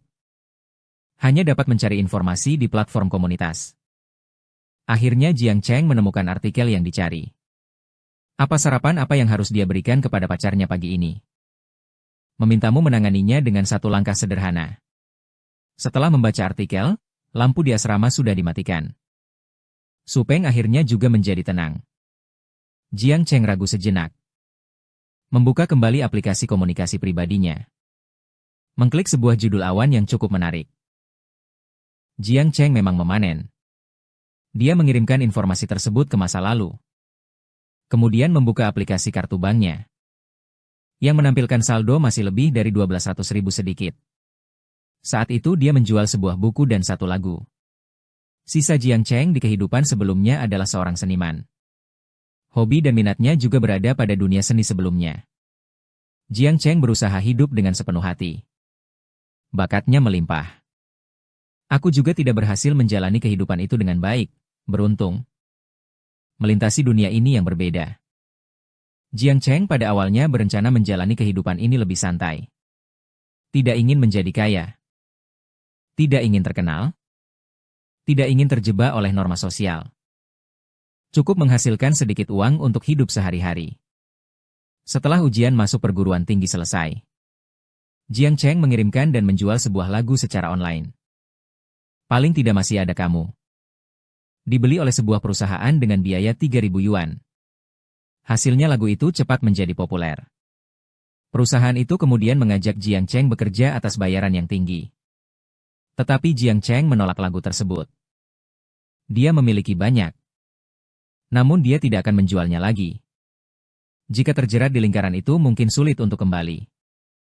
Jadi ia menghabiskan 1 musim panas. Menulis novel, Tianlong Babu. Menjual hak adaptasi film dan televisi. Hal itu juga dijual kepada perusahaan ini seharga 150.000. Berdasarkan nilai sebenarnya dari IP ini di masa lalu. Tentu saja tidak hanya itu. Meskipun hanya sebuah hak adaptasi. Namun Jiang Cheng tidak peduli. IP yang ada di benaknya sangat banyak. Dan dia tidak terkenal di sini sama sekali. IP berikutnya dapat dijual seharga 150.000. Hal ini juga karena ada lagu sebelumnya sebagai jaminan. Ditambah dengan peninjauan ketat pihak lain. Jiang Cheng memang solid sehingga mendapatkan harga ini. Jadi selama Jiang Cheng berniat, lebih dari sekadar 120.000 di kartu bank. Dia hanya tidak ingin terlalu banyak orang memperhatikan. Namun malam ini dia tiba-tiba muncul ide. Sebelum melakukannya ia sudah mengetahui alasannya. Namun terkadang bayangan wanita itu muncul di benaknya. Dia tampak sangat kaya. Kemampuannya juga kuat. Tidak lebih dari 2 menit. Ya. Informasi yang mudah dikembalikan. Halo, Pak Yunjiang yang luar biasa. Saya selalu hadir di karya Anda. Kami semua memiliki sebuah apartemen di distrik kota sihir. Seorang wanita muda. Wanita yang tampak berusia 30-an baru saja mandi. Rambut di garis rambutnya masih lembab. Berpakaian selimut putih, ia terbaring di sofa. Mempersiapkan diri untuk menonton serial. Tiba-tiba ia melihat avatar yang dinantikan setiap hari muncul pesan. Wanita itu melompat kegirangan sambil memegang ponselnya. Dia langsung berlutut di sofa. Jari-jari kecilnya berdentang sedikit ketika mengetik satu baris teks. Menghapusnya.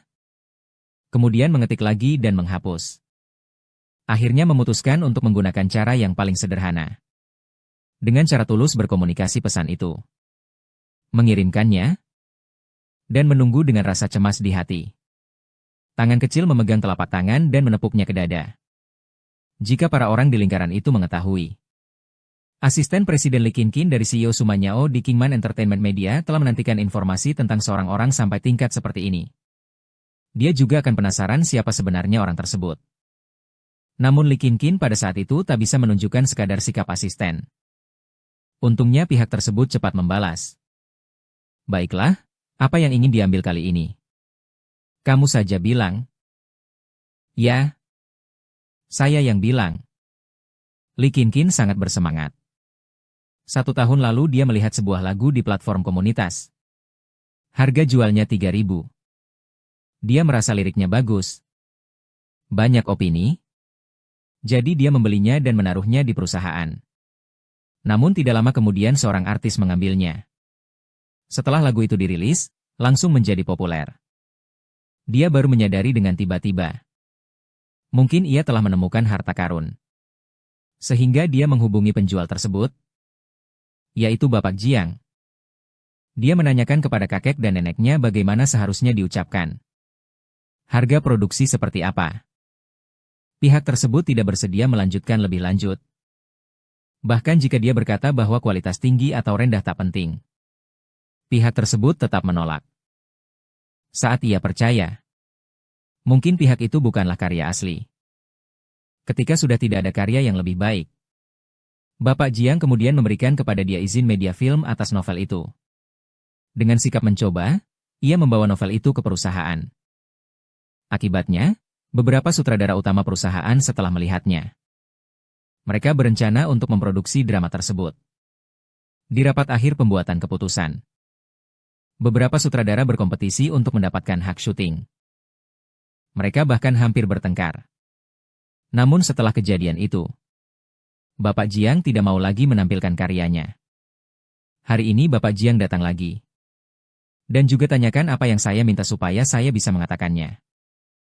Lee Kin hanya ingin mengatakan, Bapak Jiang, aku mau semuanya. Aku juga ingin menstabilkan emosi yang berdebar. Lee Kin menjawab, baik. Bapak Jiang, bolehkah saya mengundang Anda untuk bertemu dan berdiskusi? Besok siang pukul 2. Apakah Anda memiliki waktu? Lee Kin berkata, pukul 2 sudah dipertimbangkan sendiri. Dengan begitu waktu cukup, bisa memberikan waktu bagi dia untuk mengatur dan mempertimbangkannya. Dia pertama-tama harus melaporkan hal ini kepada Sumanyao. Suzong mendengar pendapat Suzong lalu berpikir, jika dia sendiri menyelesaikan urusan ini, Suzong pasti akan senang. Lee Kin mengirim pesan. Letakkan ponsel di sofa. 2 tangan digenggam. Dalam hati berdoa. Harapan dapat menerima pesan yang diharapkan. Jiang Cheng, baik Jiang Cheng, tidak mengerti arti satu kata, baik. Pada malam yang biasa seperti ini, memberi dampak hangat yang sangat kuat pada seorang wanita. Bertemu Jiang Cheng adalah hal yang telah lama diharapkan oleh Li Qinqin.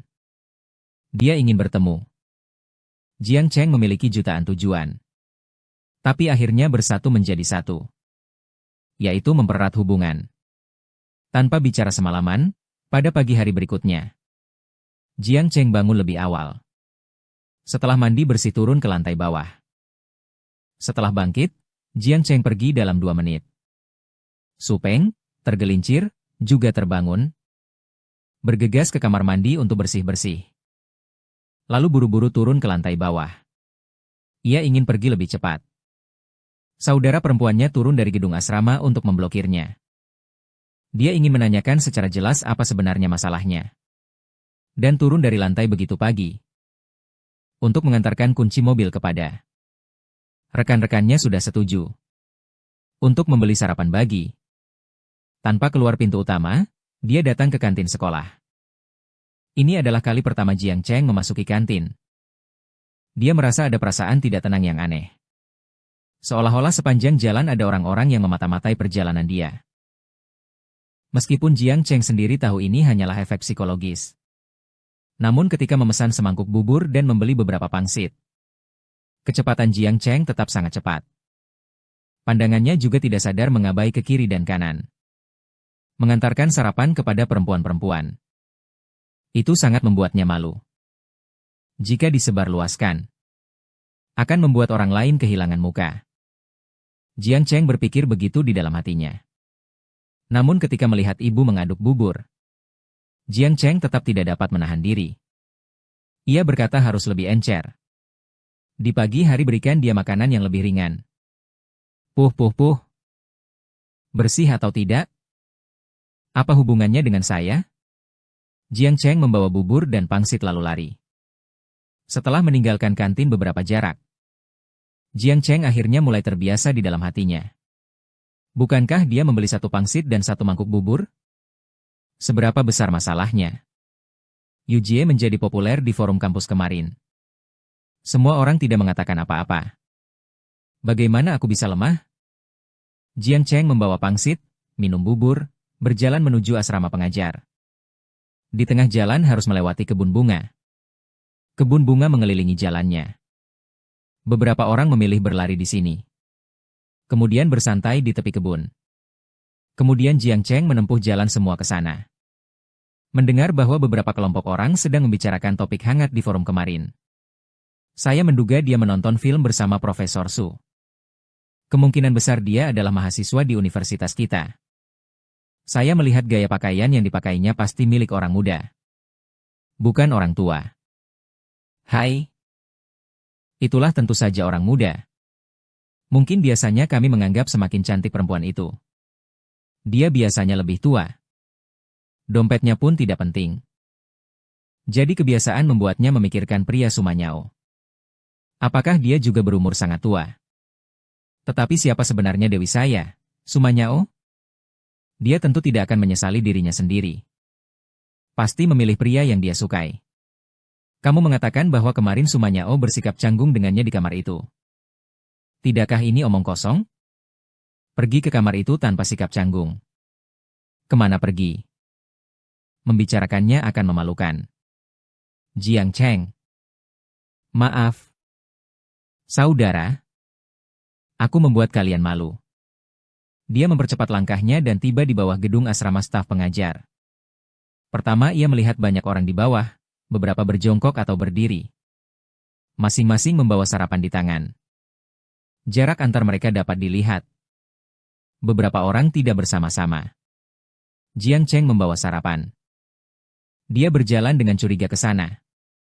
Melihat seseorang dengan lingkaran hitam di bawah mata. Dia berjongkok di tanah memegang sarapan. Di depannya ada papan busa. Di atasnya tertulis Menyao. Aku datang untuk mengantarkan sarapan kepadamu. Why? Tidak hanya membuatku membeli sarapan saja. Tidak seharusnya begitu. Jiang Cheng menahan sarinya yang di tangannya sedikit ke belakang.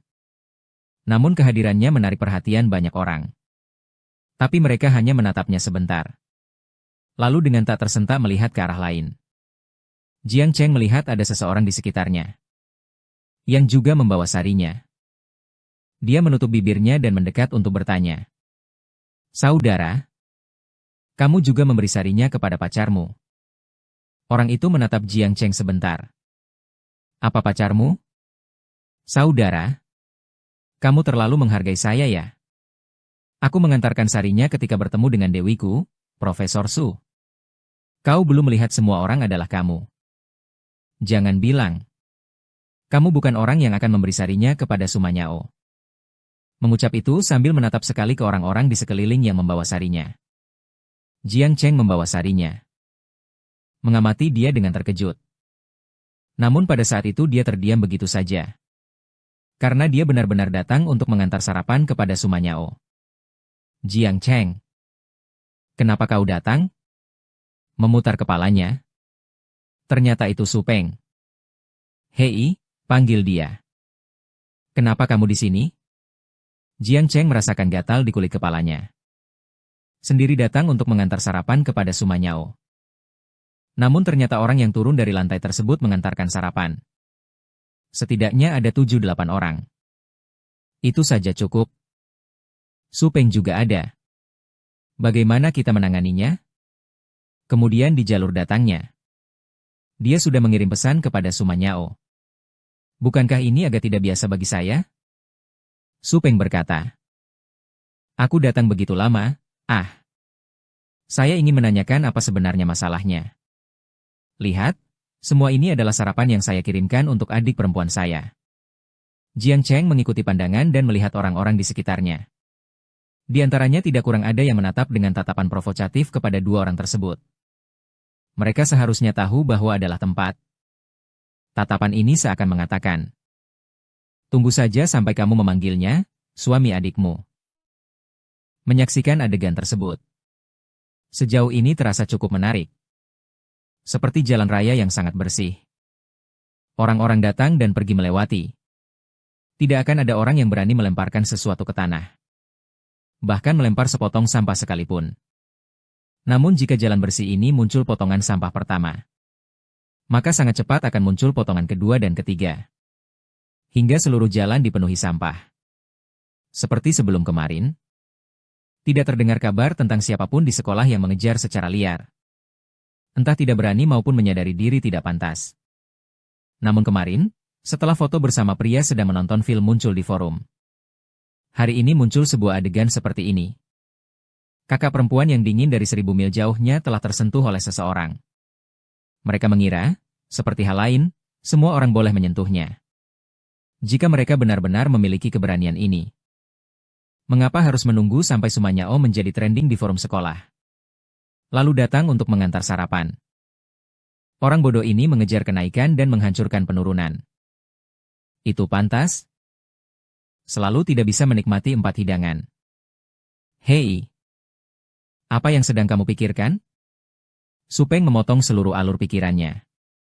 Aku berpikir, orang bodoh ini juga layak bersaing denganku. Jiang Cheng berkata tanpa ragu.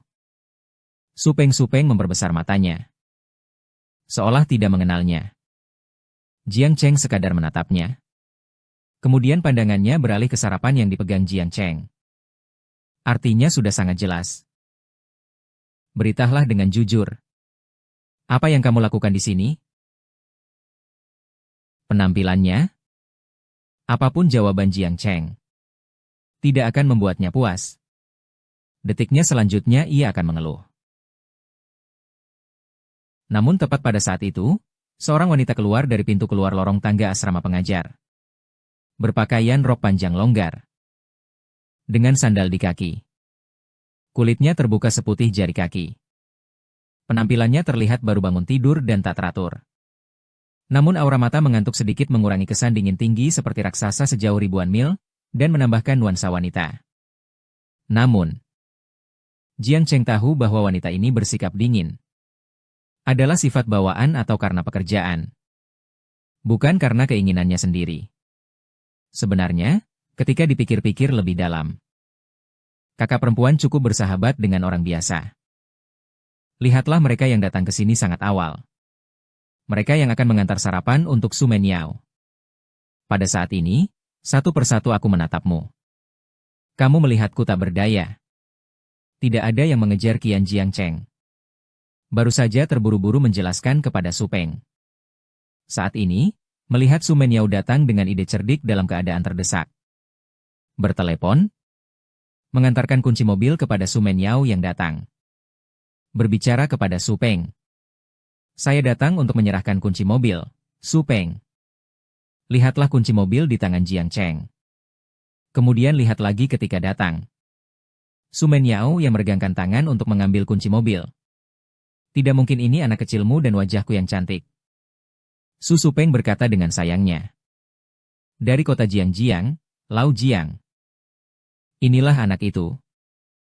Ini adalah perubahan. Tak menunggu Jiangcheng bilang tidak. Jiang Yao semakin memeluk dan datang. Tidak, suamiku.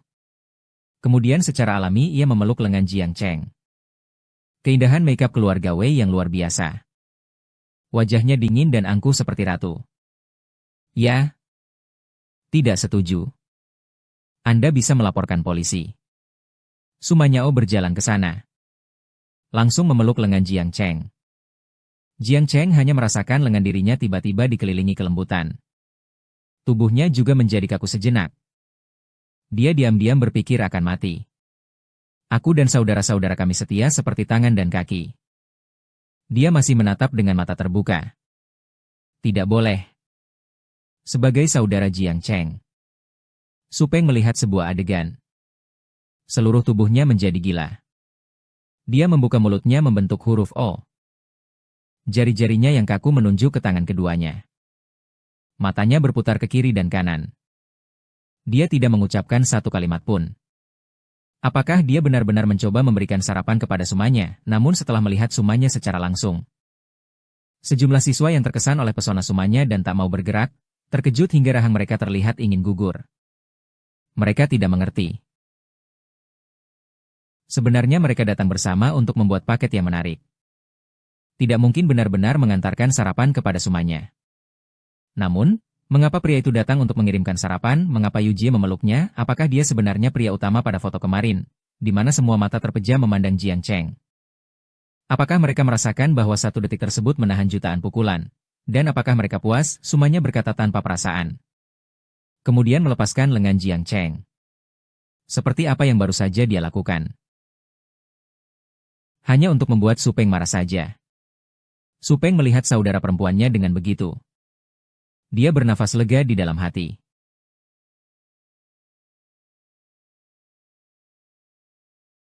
Aku menakutkanmu sampai mati. Dia mengira itu benar.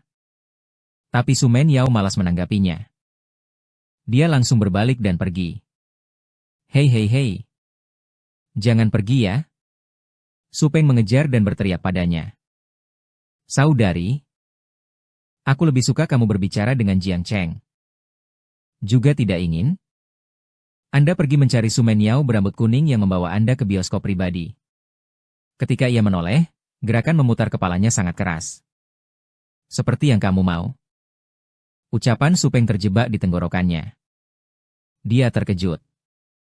Dia berpikir apakah dia salah bicara. Kenapa tiba-tiba saya lebih memilih kakak perempuan untuk berpacaran dengan Jiangcheng? Siapa tadi yang mencuci otakku? Saudari Menyao. Jiangcheng masih ingat sarapan khususnya yang ia beli. Dia berjalan ke depan, menyerahkan sarapan kepada Sumanran di depannya, lalu membeli sarapan. Belum sempat makan. Cukup untukmu. Pandangan Su Menyao terarah pada wajah Su Cheng. Dia memerhatikan dengan cermat sudut bibirnya. Tanpa sadar tersenyum. Seolah-olah matahari pagi menembus kegelapan, hatinya dingin. Dapat memberikan harapan hangat bagi orang. Baik. Terima kasih, Jiangcheng. Tak terduga. Tatapan dingin sang rekan senior yang dingin juga bisa menarik benang pada suatu saat. Melihat rekan senior itu naik ke lantai atas. Jiangcheng menoleh dan berjalan menuju arah kantin. Dia sendiri belum sarapan. Saat lewat di samping Su Peng. Melihat Su Peng masih terhuyung-huyung, dia pergi. Su Peng merasa otaknya terasa tidak cukup pada detik itu. Dia selalu merasa aneh. namun sulit untuk dijelaskan. Di mana tepatnya ia memutar? Meskipun Sumanyao menahan tangan Jiang Cheng. Namun jelas bahwa tadi hanya karena menghitung tentang dia. Mungkin ia sudah terbiasa berdiri bersamanya, Jiang Cheng. Jadi dia mengabaikan dia. Kakak. Sumanyao tidak pernah bermain tangan begitu akrab dengan siapapun. Bahkan saat bercanda. Sumanyao membawa sarapan yang dibawa oleh Jiang Cheng naik ke lantai atas. Dia tidak pernah menerima hadiah dari siapapun laki-laki. Kali ini tidak hanya dia yang menerima, tetapi juga ia mengajukan permintaan secara sukarela. Dan itu adalah Su Peng. Sesuai dengan perasaan diam-diam ini. Perasaan rahasia ini benar-benar memikat orang. Hanya saja dia tidak memiliki banyak waktu di sekolah hari ini.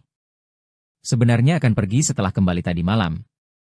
Namun karena mobil dipinjamkan kepada Jiang Cheng, dia menahan diri dan tidak segera mengambil kunci mobil.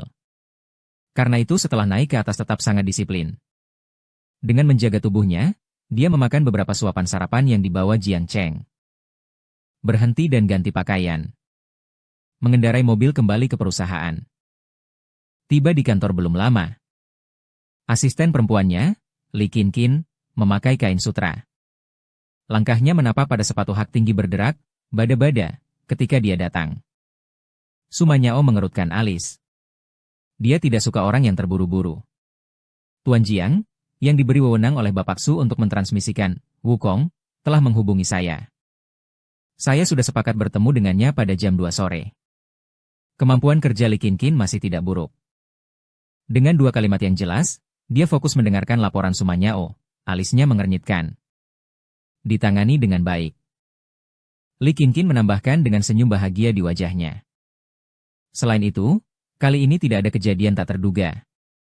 Tuan Su memiliki karya baru lagi. Pandangannya menelusuri Sumanyao. Dia hanya merasa tubuh bos sungguh mengagumkan dengan sepasang kaki panjang dan lurus. Para, like monster, di perusahaan pun merasa minder ketika memandangnya. Sumanyao bersandar pada kursi dan menepis dagunya sedikit. Uang bukan masalah untuk mencari bakat yang sulit. Di dalam garis dasar, persyaratan dapat ditentukan sendiri. Jika dia memutuskan sendiri. Tersentak sebentar. Dia berbicara pelan. Bisa dipertimbangkan. Kabar terbaru perusahaan dalam kesulitan perang IP. Tidak menguasai tangan angin. Perusahaan tak bersedia membayar harga tinggi untuk memperebutkan keuntungan. Jenis ini dapat menghasilkan orang berbakat dengan IPP. Saat ini, pimpinan terus mendengarkan dengan penuh perhatian. Kaitannya terkejut sebentar. Sebagai CEO perusahaan media dengan skala dan sistem yang lengkap. Pada dasarnya tidak mungkin melakukannya lagi. Setiap proyek memang sangat sulit menyeimbangkan antara karyawan dan proyek. Jadi dari sini dapat dilihat, CEO Su sangat menghargai Jiang. Setelah menegaskan dan bernegosiasi dengan, kemudian keluar dari kantor. Dia tahu bahwa tekanan CEO Su akhir-akhir ini juga besar. Perusahaan pesaing Imperial Nest Entertainment baru-baru ini menargetkan Su Mentuan secara agresif. Sekarang juga hanya perubahan Wukong umum di Jiangsu. Mungkin bisa mendapatkan beberapa keunggulan. Dia merasakan suatu perasaan yang samar-samar. Hanya Jiang-Jiang yang bersedia bertindak terlebih dahulu. Mungkin akan menjadi kunci pembebasan dalam sudut Imperial Nest Entertainment kali ini. Setelah Li Qinqin pergi, Su Menyao bersandar pada kursi bos dan melepaskan tubuhnya. Dia memanjangkan tangan, mengusap hidungnya yang tinggi. D di meja kerja mengeluarkan suara notifikasi dari ponsel tersebut. Su Menyao menggerakkan jari-jari halusnya. Dia mengambil ponselnya begitu saja. Itu pesan dari sahabat perempuannya. Sahabat perempuannya mengirimkan pesan kepadanya malam itu. Tetapi dia tidak memperhatikan. Siling berkata, "Aku sangat stres. Kamu benar-benar mencari teman pria ya?" Su Menyao.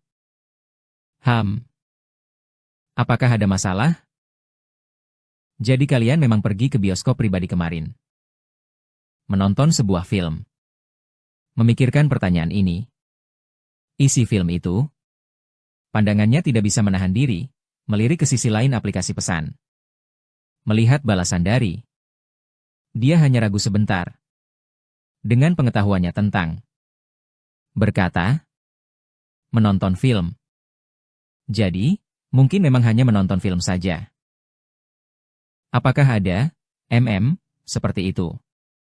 Mengirim emotikon memukul pantat. Ngomong liar. Aku tidak akan meresponmu lagi. Bagaimana pria itu? Berapa tampannya? Bagaimana rasanya? Kalian belum makan bersama? Siling bertanya. Menghadapi rangkaian pertanyaan ini, Sumanyao tidak tahu harus berkata apa. Pikirkan, Jiang Cheng cukup tampan. Rasakan saja. Anak laki-laki kecil belum makan. Sumanyao menjawab. Kalian sungguh tidak makan bersama. Hanya makan bersama. Maka kita dapat merasakan seorang pria secara paling langsung. Kamu tidak mengetahuinya? Sumanyao melihat pesan itu dan berpikir. Begini? Jika ingin lakukan, lakukan saja. Dia langsung melompat keluar. Mengirim pesan ke Jiang Cheng. Berangkat makan malam di luar.